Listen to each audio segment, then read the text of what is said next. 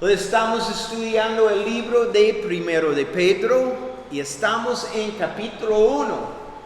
Y hoy estudiaremos versículos 17 al 21. 5 versículos. Y recordemos que el apóstol Pedro, escribió esta carta a los creyentes que estaban bajo persecución por su fe y bajo la persecución del emperador romano Nerón. Fue un tiempo difícil para las iglesias en el mundo. Y al principio de esta carta, Pedro los llama a caminar en esperanza viva, basada en el hecho que algún día ellos verán a su Señor y Salvador cara a cara en la gloria. ¿Y sabe eso? 2000 años más o menos después de esta carta, la esperanza es exactamente igual. Nuestra esperanza vive, porque Cristo vive. Entonces es lo mismo para nosotros. Estamos llamados a caminar en esperanza. Vea, este mundo, especialmente este año, hay muchos que no tienen esperanza. Pero nosotros, como creyentes que tienen una relación con Cristo, tenemos acceso al Padre, el Creador del universo. Tenemos esperanza. Siempre. Porque nuestra esperanza no es circunstancial, ¿verdad? No es basada en las circunstancias o lo que está pasando en nuestra vida. Cristo vive y está sentado a la diestra del Padre en este momento, sin excepción. No importa qué está pasando en 2020 o 2021. Cristo vive. Nuestra esperanza vive. En nuestro último estudio, vimos que Pedro los llamó a caminar ¿recuerdan? La santidad. Donde vimos hasta el versículo 16, donde dice, y es Dios hablando, sed santos, porque yo soy santo. Dios está hablando. ¿Y qué vemos aquí con este versículo? ¿Es una opción la santidad? No. Es un mandato que caminamos en la santidad. Como verdaderos hijos de Dios debemos caminar en entendimiento en cuanto al pecado y a la necesidad de vivir vidas santas. Eso debería ser la meta de nuestras vidas, la santidad. Nuestro Padre Celestial es ¿qué? Santo. Y no puede aceptar pecado. Él no baja su estándar de santidad. ¿Verdad? Nunca vemos, o dice, bueno, es que ellos son humanos. No son perfectos, entonces vamos a bajar el estándar. No. ¿Qué es la meta? Para nosotros alcanzar la santidad. Que eso es lo que estamos llamados a hacer. Dios no está bajando su estándar para nosotros. Y es verdad que Dios es misericordioso y está dispuesto a perdonarnos de nuestros pecados. Pero cuando pecamos, por su amor hacia nosotros, Él nos disciplinará. Es lo mismo, si tiene hijos, es lo mismo. Ellos no pueden hacer cualquier cosa. Espera. ¿Por qué? tenemos requisitos en nuestras casas, tenemos reglas. Y es lo mismo para nosotros. ¿Dónde encontramos los requisitos o reglas? En la palabra de Dios. Y tenemos la responsabilidad de seguirlos, sin excepción. Esta es la cosa. Dios no permite que sus hijos disfruten el pecado. Y en realidad, si es que somos verdaderos hijos de Dios, no podemos disfrutar el pecar porque el Espíritu Santo mora dentro de nosotros y envía convicción a nuestros corazones. Ay, no tengo convicción cuando estoy pecando. O eso es otra cosa. Eso es lo que sabemos. La luz y la oscuridad no pueden morar juntos. Ve aquí. Vemos la oscuridad afuera, pero no este lado es una oscuridad y aquí luz. No pueden. Entonces, si tenemos el Espíritu Santo morando dentro de nuestros corazones, tenemos convicción cuando pecamos. Es la prueba que somos verdaderos hijos. We're like, oh. Y más que todo, nuestros pecados fueron la razón por la cual Jesús fue a la cruz a morir en nuestro lugar. Jaime, es solo un pequeño pecado. Habla con su Señor si es un pequeño pecado. Porque cada pecado es la razón. Cristo fue a la cruz. Entonces no existe un pequeño pecado. Cuesta su vida. Entonces simplemente necesitamos pensar, wow, si yo hago esto o si yo digo esto, eso afecta mi relación con Cristo. Eso es la razón que Él fue a la cruz. Entonces no quiero hacer eso. No quiero decir esto. Porque eso no trae la gloria a mi Dios. En nuestro estudio de hoy, veremos que Pedro nos recuerda el alto precio de nuestra salvación. Eso la verdad es el alto precio. Nuestra salvación fue comprada por la sangre de Jesús. Entonces vamos a leer nuestros versículos en 1 de Pedro capítulo 1. Empezamos en versículo 17 hasta 21.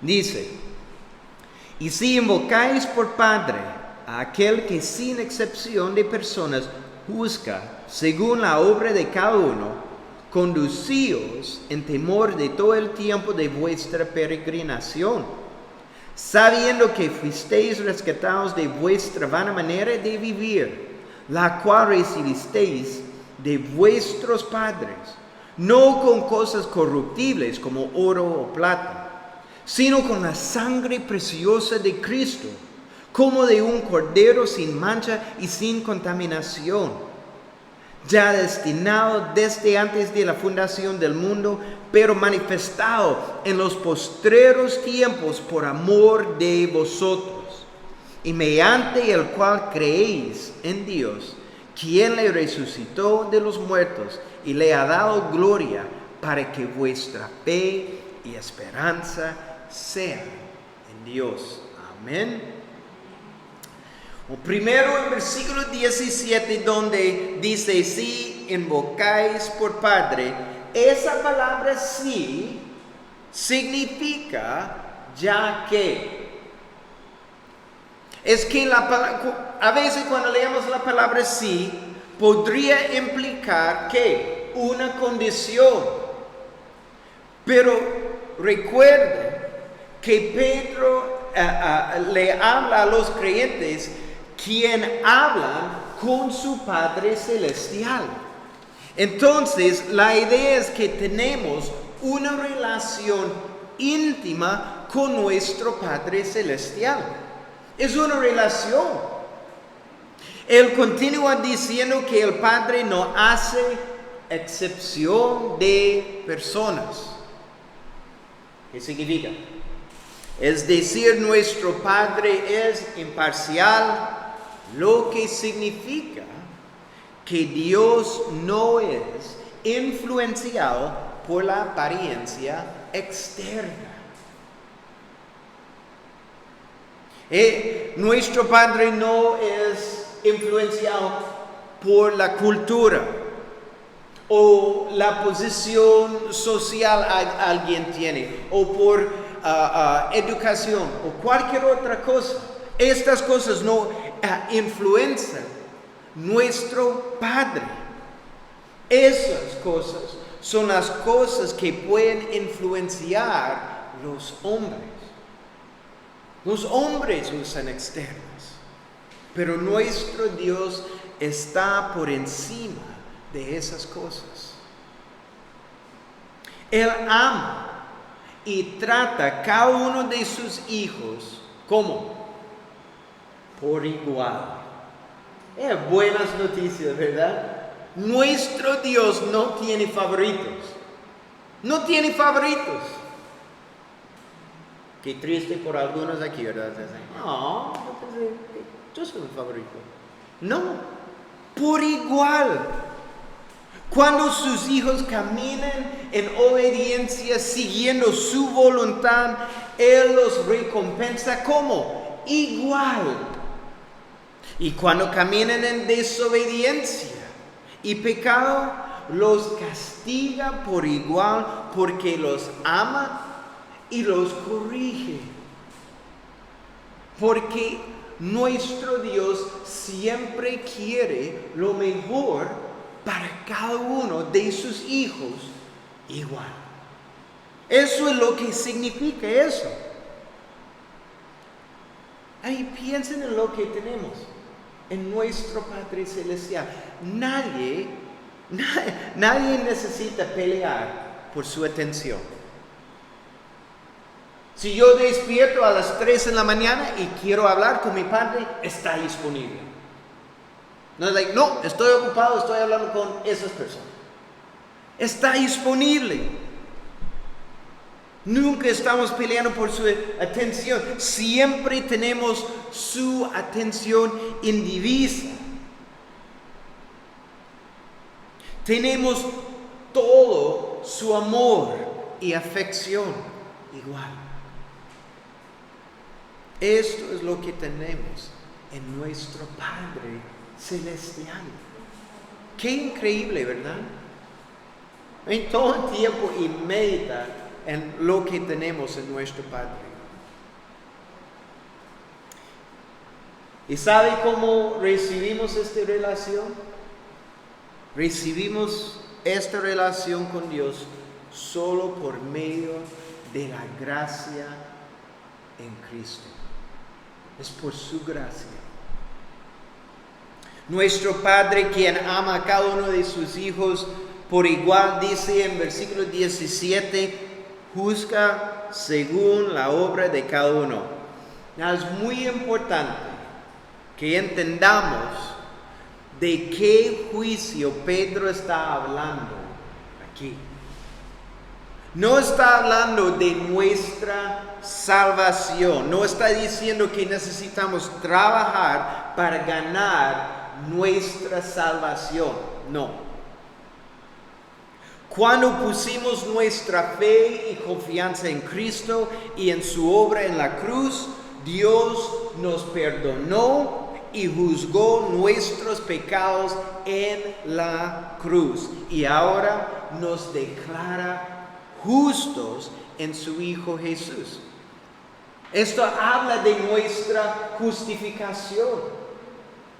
Y si quiere puede leer acerca de eso en Romanos capítulo 5.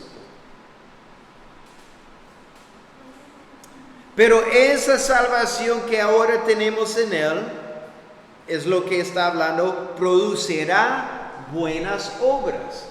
Esto es decir, las obras es el fruto o prueba de nuestra salvación. Ve lo que dice Efesios 2, versículo 10. Efesios 2, versículo 10. Porque somos hechura suya, creados en Cristo Jesús para hacer ¿qué? Buenas obras, las cuales Dios preparó de antemano para que anduviéramos en ellas. Eso es Efesios 2:10.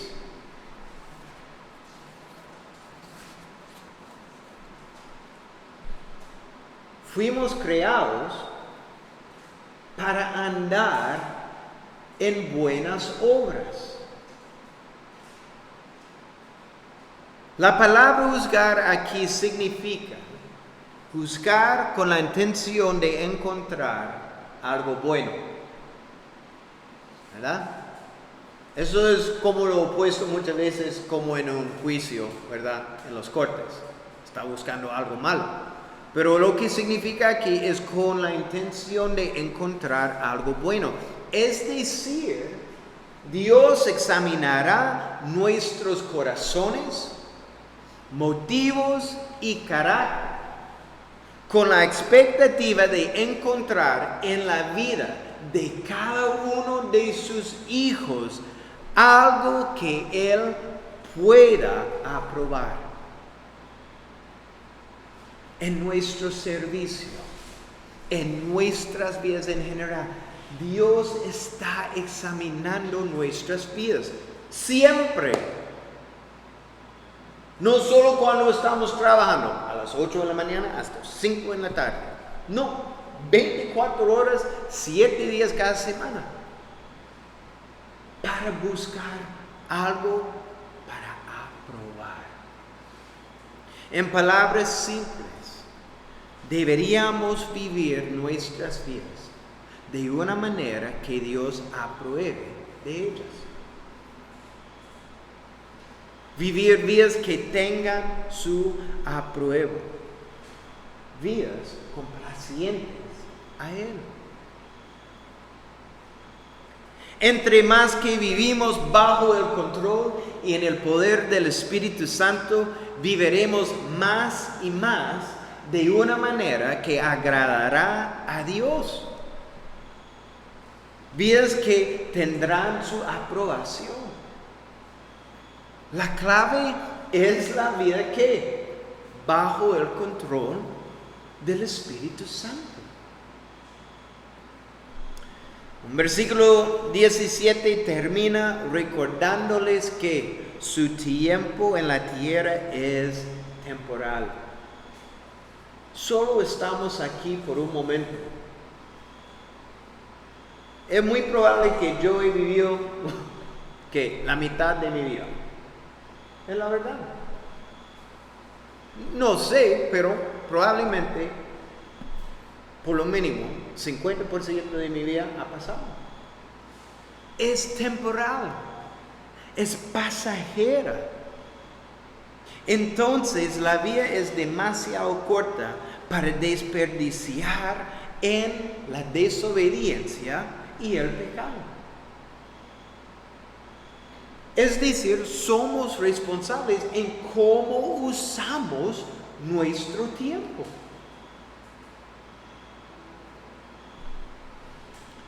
Pedro los llamó a conducir sus vidas en temor. Y debemos entender la palabra temor. Esto no habla de un esclavo ante su amo, sino que está hablando de la amorosa reverencia de un hijo ante su padre. No está hablando de un temor de un juicio, pero un temor de decepcionar o pecar en contra del amor de Dios. Cuando verdaderamente amamos a nuestro Dios, no queremos hacer algo que pueda decepcionarlo o quebrar su corazón.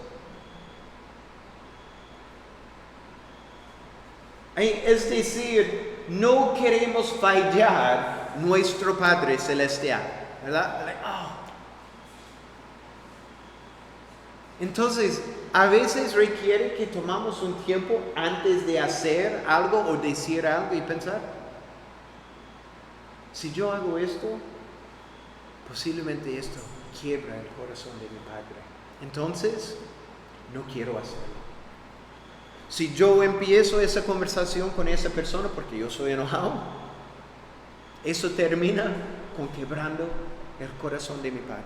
Entonces, no quiero hacerlo. Paciencia, orando. Solo queremos hacer lo que es agradable ante Él. Igual como su Hijo Jesús. Ahí ve lo que dijo Jesús en Juan 8:29. Juan 8:29. Jesús dijo, y aquel que me envió está conmigo. No me ha dejado solo, porque yo siempre hago lo que le agrada. Siempre. Imagínense si eso es la meta de cada hijo de Dios. Siempre hago lo que le agrada. Cambia todo. Esto es el temor piadoso, que es motivado por, ¿qué? Amor. Esa es la motivación, porque amamos nuestro Dios. No queremos hacer cosas en contra de Él, que afligen su corazón. Continuamos, versículos 18 y 9, vamos a leer de nuevo. Sabiendo que fuisteis rescatados de vuestra vana manera de vivir, la cual recibisteis de vuestros padres, no con cosas corruptibles como oro o plata, sino con la sangre preciosa de Cristo, como de un cordero sin mancha y sin contaminación. ¿Qué vemos aquí? El costo de ser redimido. La palabra rescatar en versículo 18 es mejor traducida como redimir. Para quienes recibieron esta epístola de Pedro, la imagen fue muy fuerte de estos versículos. En el Imperio Romano se estima que había alrededor de 60 millones de esclavos. Para ganar su libertad, un esclavo tenía dos opciones. Primero, él podía tratar de juntar suficiente dinero para comprar su propia libertad. La otra opción, otra persona podía pagar a su amo para que lo liberara. La segunda opción es la idea que lleva la palabra redimir aquí. Alguien que ha pagado por la libertad de una persona. Alguien que ha pagado por el rescate de otro. Pedro empezó en versículo 18 diciendo que, ¿viste? Ustedes saben que su libertad de pecado y muerte no fue pagado por cosas corruptibles como oro y plata. Es algo definitivo. Cuando dice eso, saben. Eso era como alguien podía comprar la libertad de algún esclavo en el Imperio Romano con dinero. Entonces, para el pecador, ¿verdad? Porque antes de Cristo estábamos esclavos a nuestros pecados. ¿Ok? Entonces, para el pecador, no existe en el mundo suficiente oro o plata para redimir a una persona de sus pecados. El pago por nuestros pecados requiere algo muchísimo más valioso que todo el oro y plata en el mundo. Y esto es, versículo 19, la sangre preciosa de Jesús.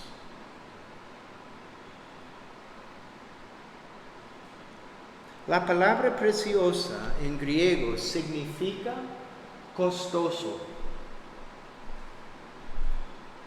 Y la idea es que no podemos poner un valor a esto porque es la propia sangre de Dios mismo.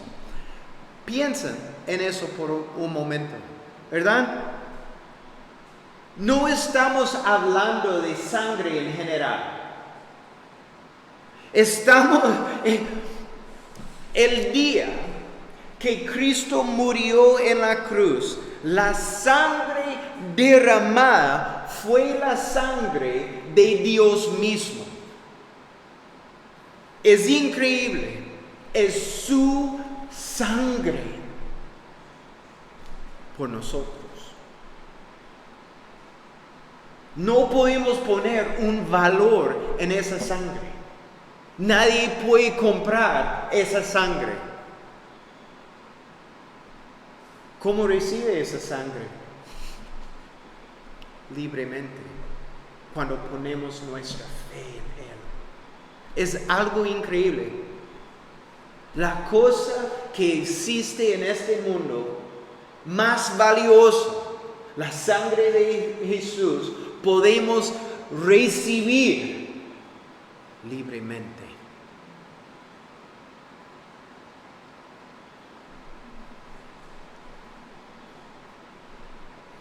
Solo la sangre preciosa de Jesús puede lograr lo que el oro y plata nunca podría hacer.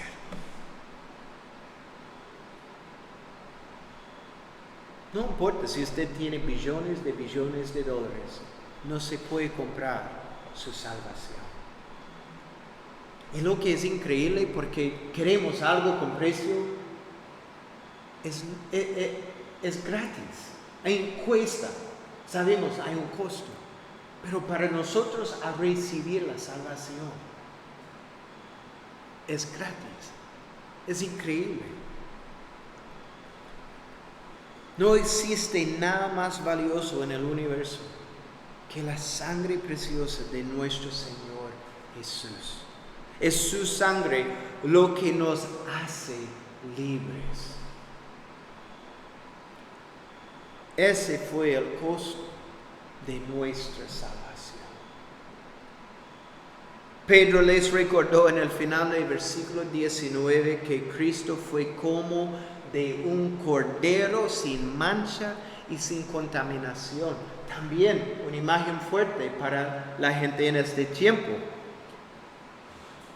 El referirse a Jesús como un cordero nos trae a la doctrina de sustitución. La doctrina de sustitución es decir que un inocente dio su vida por los culpables. Esta idea empezó ¿dónde? ¿Sabe? En el huerto de Edén. Cuando Dios mató a un cordero para cubrir el cuerpo de Adán y Eva después que ellos pecaron. El cordero en el huerto de Edén fue inocente, pero murió ¿para qué? Para cubrir los pecados de los culpables, Adán y Eva. Eso es donde empieza. También vemos esto con Abraham y Isaac. Recuerden, ellos están subiendo la montaña. Isaac tenía una pregunta: ¿dónde está el cordero? está yendo. Pero Dios proveyó el cordero como sacrificio. En el Antiguo Testamento vemos que en cada Pascua muchos corderos eran sacrificados por los pecados de los judíos. Cuando pensamos en Cristo, durante el sacrificio de Cristo en la cruz, ¿qué fue pasando en el templo? Los sacrificios de los corderos. Pero la sangre de los corderos no era suficiente por eso, para cubrir los pecados. Y por eso siempre estaban ofreciendo sacrificios por sus pecados. Pero cuando Juan el Bautista vio a Jesús, recuerden, en Juan 1, versículo 29, Jesús está llegando y Juan el Bautista lo vio y dijo: ahí está el Cordero de Dios que quita el pecado del mundo. Cristo es nuestro Cordero, perfecto, inocente, que murió en nuestro lugar por nuestros pecados, y por su sangre preciosa hemos sido redimidos. Qué increíble, ¿verdad? Vamos a terminar. Versículos 20 y 21, leamos de nuevo. Ya destinado desde antes de la fundación del mundo, pero manifestado en los postreros tiempos, por amor de vosotros, y mediante el cual creéis en Dios, quien le resucitó de los muertos y le ha dado gloria, para que vuestra fe y esperanza sean en Dios. En versículo 20 dice claramente que la muerte de Cristo no fue un accidente o una idea de último momento. Ahí vamos a entender lo que está diciendo, que ese fue el plan divino de Dios desde antes de la fundación del mundo para redimir a la humanidad. Eso es decir, piensen en Génesis capítulo 1, antes que Dios habló la primera palabra para comenzar la creación del mundo, Él sabía claramente que el pecado vendría y toda la humanidad caería. Entonces Él formó su plan perfecto para redimir la humanidad antes de que el mundo fuera creado. Eso es algo para pensar, wow. Antes que la primera palabra, Él tenía un plan para redimirnos. Es una demostración de su amor. Jesús siempre había sido destinado a ser el Salvador de los perdidos, es decir, nuestro precioso Salvador. Y finalmente, en versículo 21, por la resurrección de Cristo, quien está sentado a la diestra del Padre en este momento, nosotros tenemos esperanza en las promesas de Dios, que un día estaremos con Jesús en gloria por toda la eternidad. Y eso es un gran ánimo, o debería ser un gran ánimo, para nuestra fe y esperanza cada día. Es importante que cada creyente verdaderamente entienda el costo de su salvación. Por eso tomamos este tiempo hoy para pensar en el costo. Y no podemos tomar el precio que Jesús pagó por nuestros pecados para rescatarnos ligera o casualmente. Debemos entender, meditar y valorar la profundidad del sacrificio de Jesús y la gran demostración de su amor hacia nosotros. Su amor y gran sacrificio debería motivarnos a caminar en obediencia y vivir vidas santas para la gloria a Dios. Y esta es la cosa. Nuestro amor por Cristo debería ser en proporción al precio que Él pagó por nuestra libertad. Medite en esto. Es su amor por Cristo en proporción al sacrificio de Jesús en la cruz por su salvación. Vamos a tomar un momento para orar y meditar. Primero, toma un tiempo y simplemente piensa en su amor por Cristo. Y si tenemos una como escala, es la cosa, una balanza, una escala. Y si tenemos en un lado nuestro amor y el sacrificio de Cristo en el otro lado, ¿cómo parece? Eso es su sacrificio, eso es nuestro amor. ¿Dónde está? Es igual. Y si no es en proporción, ore. En este momento es solo entre usted y su Salvador. Dice, Señor, quiero más amor para ti. Aumentar el amor en mi corazón para ti. ¿Y sabe lo que podemos hacer? Medita en su sacrificio por usted.